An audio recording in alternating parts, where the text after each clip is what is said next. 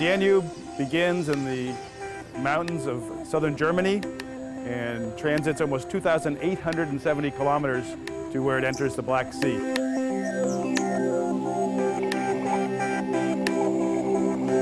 One of the biggest problems faced by the Danube is the excessive input of nutrients, nitrogen and phosphorus, into the system really over about the last 50 years.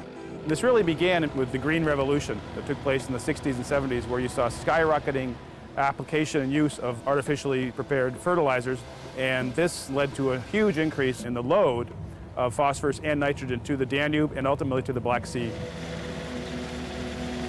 The problem with too many nutrients is you get something called eutrophication, which is effectively excessive growth of plankton plant materials, which when they die consume oxygen in the water. The result, a massive low-oxygen dead zone in the northwest shelf of the Black Sea and significant loss of local species and livelihoods from tourism, fisheries, and other sectors.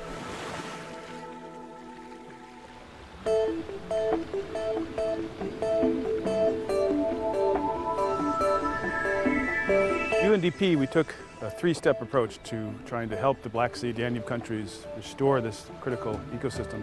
First was the identification of the main pollution sources. Second was development of an investment portfolio to help make the necessary investments to clean up these pollution hotspots. And third was support to policy and regulatory and institutional reform to strengthen the institutions needed to manage and improve the Danube and the Black Sea.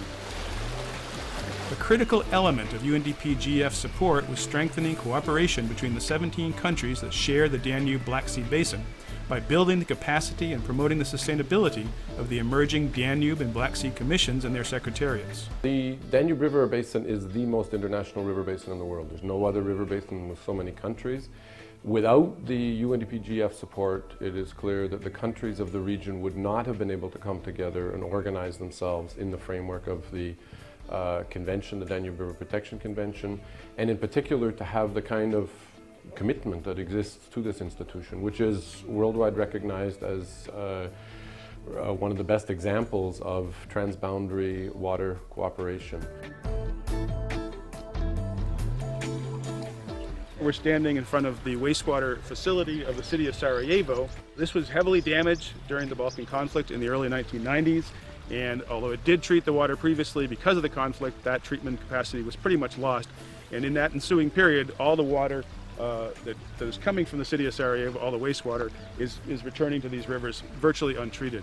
And so one of the many investments that the pollution reduction program identified was the investment needs to refurbish this plant so it can begin treating the water again. Along with untreated wastewater, another important source of phosphorus pollution was the widespread use of phosphate-containing detergents. So the Danube Regional Project supported, with a very small grant, about $10,000, a campaign to increase awareness of the negative effects of phosphate-containing detergents.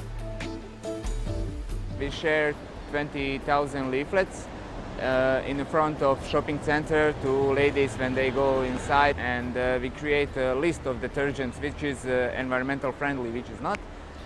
We're just trying to, with small change in people behaviors when they go to shopping and choosing detergents. We consider that our campaign it was very successful because we see that people much more buying detergents without phosphorus. Phosphor in our rivers is something that regular people don't see. They see just a dirty river and a polluted river, but they don't know that they can change that in everyday things like shopping.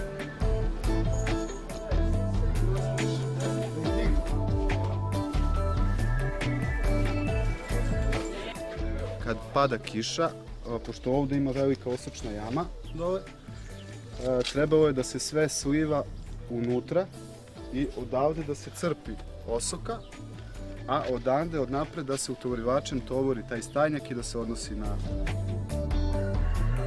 This manure pit was funded under the UNDP GF Danube program. It's a pilot project, and one of the purposes of it was to isolate the manure from getting all the nitrogen it contains, ammonia, urea, into the local tributaries and ultimately into the Danube River. This is so critical to the Danube because something on the order of half the nitrogen that reaches the Danube is from farming practices, both excess use of fertilizers, but also inappropriate management of manure. This manure contains very heavy concentrations of ammonia and urea in particular, which is nitrogen, which he can then later use in a slurry that he collects off the bottom as fertilizer back into his crops.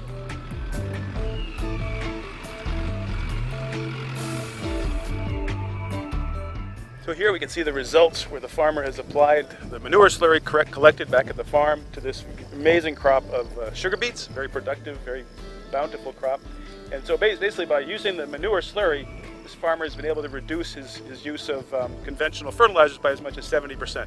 So again, he gets cost savings, cost recovery, and he still gets a very healthy crop, and it helps revitalize the soils. It keeps the soils organically healthy, rejuvenated, so that he can do crop after crop, year after year. So, what's been the impact? What's been the result of all this investment in cleaning up the Danube in things like phasing out phosphorus detergents and restoring wetlands and cleaning up some of the industry that pollute the Danube? And the result is a good one. The Black Sea's dead zone has virtually disappeared. Key habitats have reclaimed the seabed.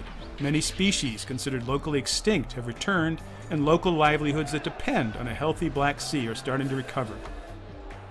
As populations and economies continue to grow around the world, the occurrence of these dead zones is skyrocketing.